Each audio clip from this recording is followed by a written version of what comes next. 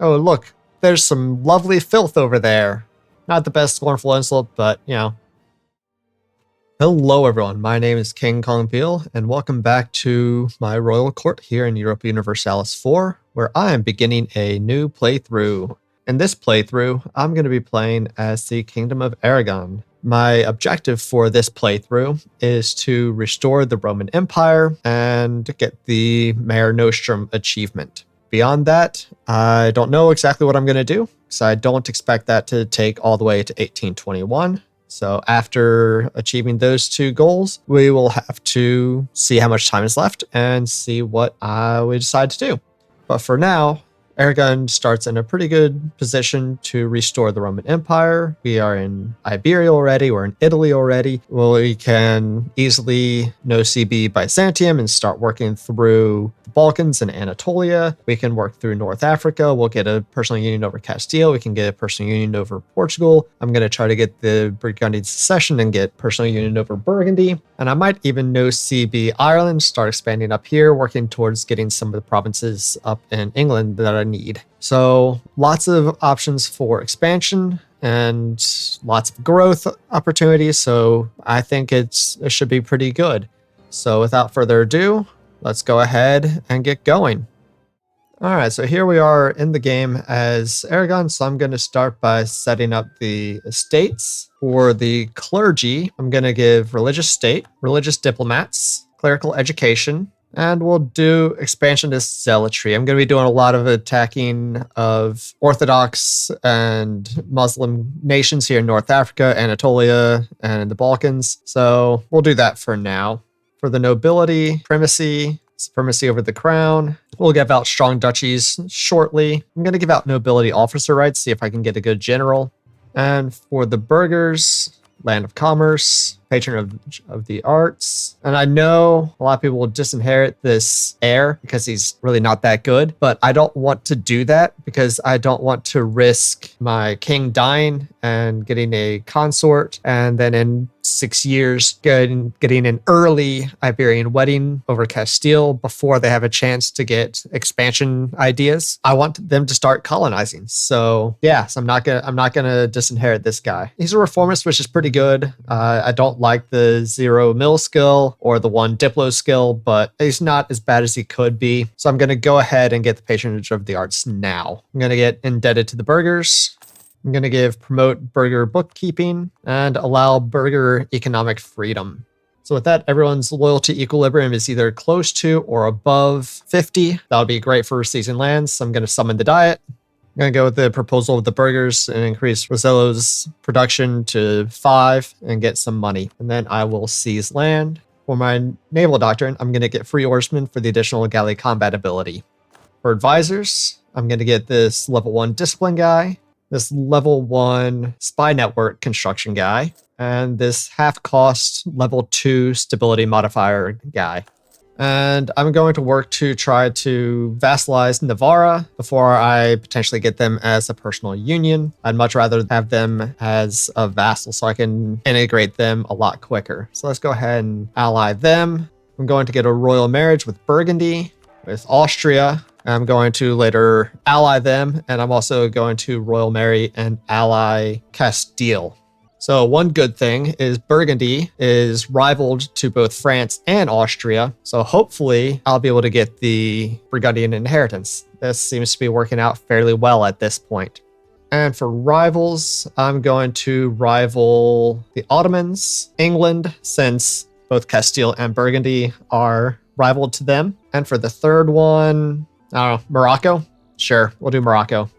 So the next thing we're going to do, I'm going to start preparing for war because in a month, on December 11th, I'm going to attack Byzantium. So I want to get some troops up. Let's get a couple more troops up. I also want to get a bunch of ships. Let's get 10 galleys up and get a couple of additional cogs. And now I'm going to take this national decision to try to get a general. Hopefully he's a good one. Let's see. This is a pretty good general that I got. He only has 1 fire and 2 shock, but he's got 3 siege, which is great. That'll really help me siege down Constantinople and the other forts I'll have to deal with once I go to war. So that will work. So let's go ahead and put these guys in charge of my armies. I'm going to put this admiral in charge of this navy. I'm going to have this navy go home during war and protect trade in Valencia. And I'm going to move this merchant from Genoa here to Bordeaux. I'm going to collect trade and establish communities so I can improve relations with Navarre even quicker, so I can try to get them as a vassal a bit faster. So I guess let's start transporting my troops over. I'm going to mothball all my forts, and for now, stop them from being automatically raised when I go to war, so I will not need them for this first war against Byzantine Empire. Another thing I want to do is slacken recruiting standards. Since I've got some army professionalism, I am going to be getting some mercenaries soon, so might as well use this professionalism to get some additional manpower back. So I guess without further ado, I am ready to unpause and get started, and in a month, I will go to war against Byzantium. So let's unpause and go. All right, I'm going to scornfully insult England, so that'll improve my relations with Castile and with Burgundy. There we go. Oh, look, there's some lovely filth over there. Not the best scornful insult, but, The Aragonese succession. Though King Alphonse V has no legitimate children, the line of succession in Aragon seems secure, as the king's brother, Prince Johan, has been confirmed as the next in line for the throne. Prince Johan was long married to Queen Blanche of Navarre, who sadly died in the spring of the year of our Lord 1441. Rather than the Navarrese kingdom passing to their son Carlos, Johan was able to secure the throne for himself and now rules as the King of Navarre in his own right. The consequence of this is that the crowns of Aragon and Navarre will be united if King Alphonse dies while Johan still lives, so long as Navarre remains an independent nation. Let's hope for a smooth succession. I also got the Infantes of Aragon. The Infantes of Aragon are the brothers and sisters of King Alphonse V of Aragon, second ruler to the Trastamara dynasty, which was established in the country after the Compromise of Caspe in 1412. They are also cousins of the Castilian King Juan II and conspired since early in his reign to control him and seize power in Castile with the support of a faction of relatives and allies among the Castilian nobility. The situation deteriorated from 1437 when a new civil war broke out between the factions headed by the Infantes of Aragon and the one headed by Alvaro de Luna and the heir to the throne, Enrique, which is now coming to a resolution. So I can get a permanent claim on Castile, but I think I'm just going to improve relations with them since I'm going to get them and the Iberian wedding anyways. And there's an alliance with Burgundy. Nice. And I have an alliance and royal marriage with Castile, and just a royal marriage with Austria for now. It is December 13th, so I can declare war on Byzantium. So let's go ahead and do this. And they're just allied to Theodoro, which is nice and easy. Yep, there goes a bunch of stability.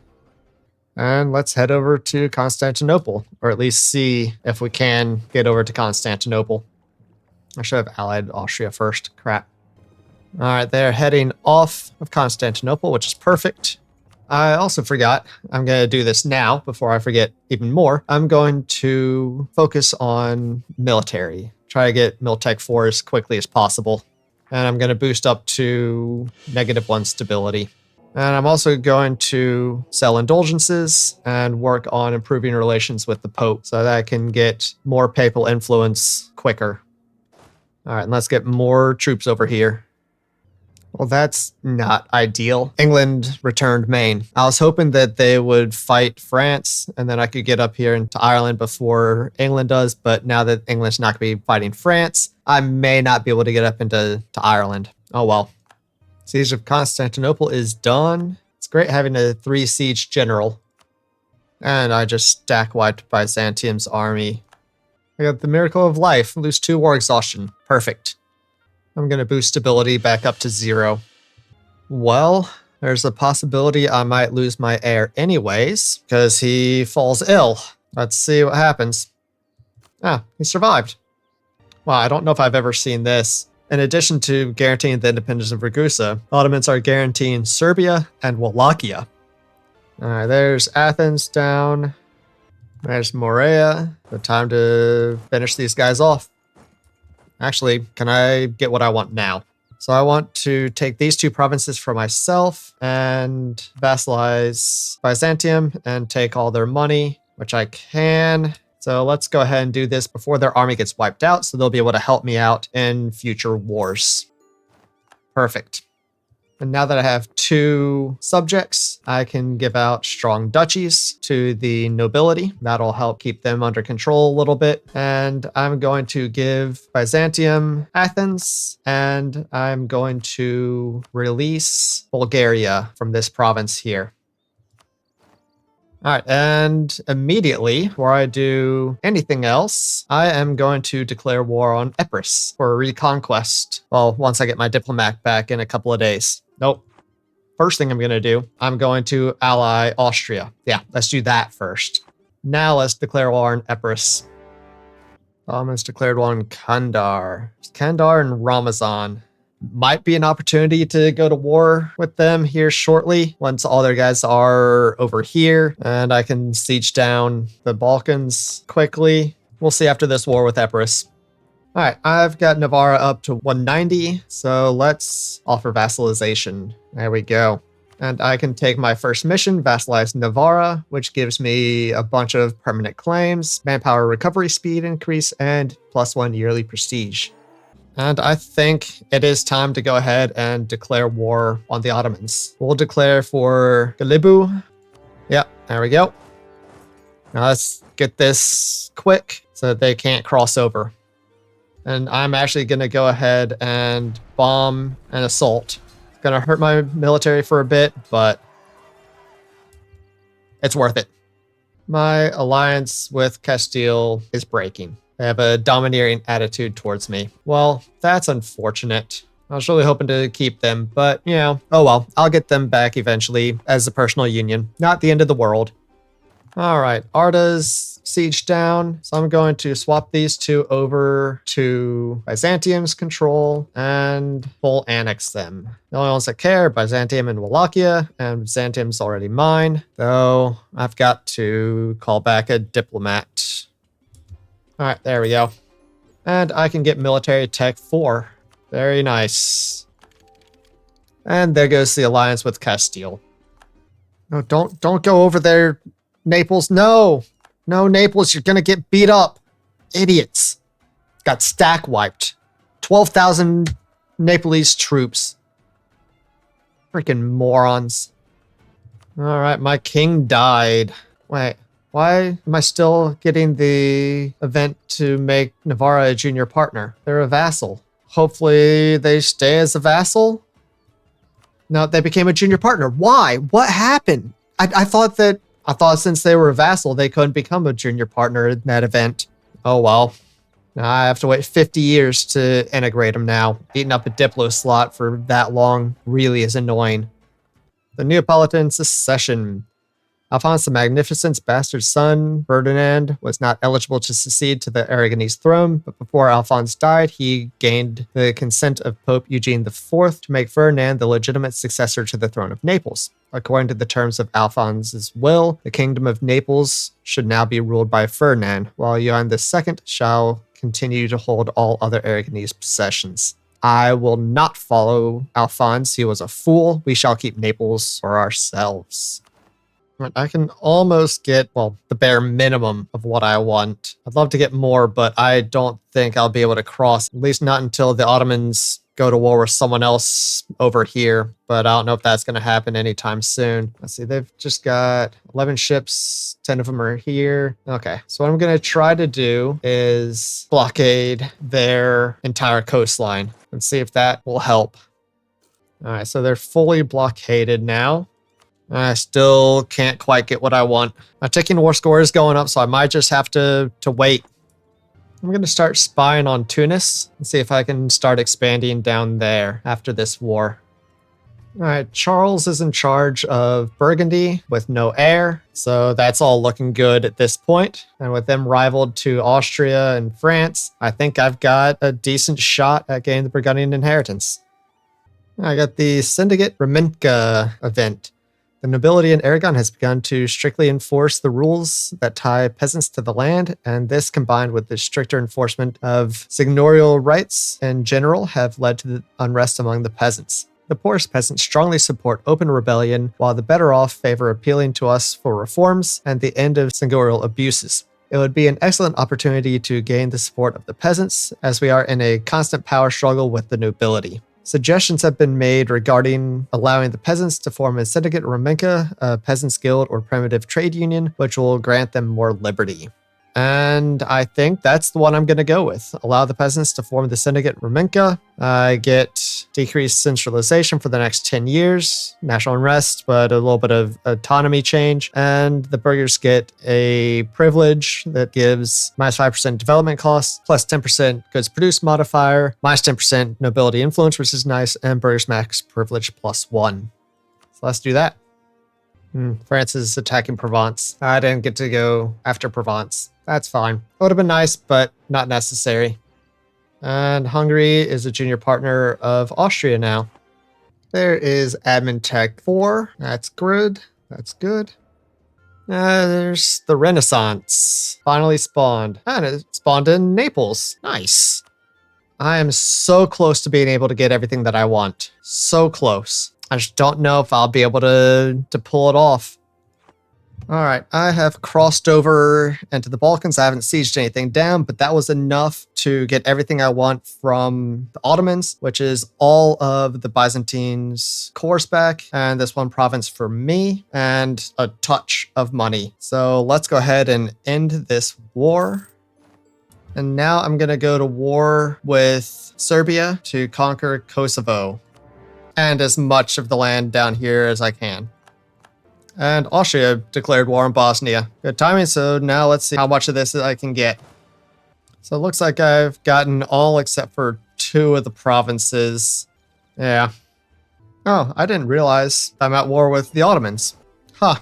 Well, all right then. I guess the Ottomans were still protecting Serbia. Oops. Might as well see if there's anything else I can get from the Ottomans while I'm at it. I blockaded at least 10 ports of one enemy. Got that achievement. Very nice. Yep, I've occupied all but 2 of the provinces of Bosnia and Serbia. Those 2 are occupied by Austria. I was hoping to get them all, but no such luck. It looks like Austria just took 1 province from Bosnia, not the one from Serbia. So I'm going to see if I can siege that down and get that as well. So I can vassalize Bosnia. Yeah, I think I'll do that and then ask for this core back from Austria. Yeah, I'll do that. Let's go ahead and vassalize them and get them out of the war. All right, I was hoping to finish this war this episode, but doesn't look like that's going to happen as it is now January 6th, 1455, and therefore it has been the first 10 years of the playthrough, and it is time to end it. So I'm hoping that I'll be able to full annex them once I conquer this province. Maybe it'll be tight. Maybe if I can get something from the Ottomans or even white peace them, which I can't, not even close. So yeah, we'll go ahead and finish this war at the beginning of next episode. So yeah, we did a lot today. We just got started as Aragon. We got Navarre as a vassal and then a personal union. We kept Naples. We attacked Byzantium with no CB. We got all of their cores back after fighting the Ottomans. We also got Bulgaria and we got Bosnia as a vassal. And we're now working on conquering Serbia. So yeah, we've gotten very big very quickly. And yeah, we're doing pretty well. Well on our way to forming the Roman Empire. So we've got a bunch of lands already and we still have a long way to go, of course, but we are getting there. So next episode, as I said, I'll finish up this war against Serbia. I think I'm going to go to war against Tunis. And England really hasn't done much up in Ireland, so I still might give that a shot. Don't know. We'll see. We'll see about that. Not sure if that's going to happen. And of course, I'm still going to wait on the Iberian wedding with Castile, which both of us have kings and both of us have male heirs. And I'm still going to wait on the Burgundian succession, which is still in line at this point. So I hope you enjoyed this episode. If you did, please come back next week for the next episode and check out my other EU4 run I've got on this channel where I'm doing a Brandenburg to Prussia to Germany run. And be sure to head over to my other channel, Kongveal Survives, where I live stream survival games twice a week. So I hope you all have a wonderful rest of your day, however much of it is left, and I will catch you all next time. Take care, everyone. Bye.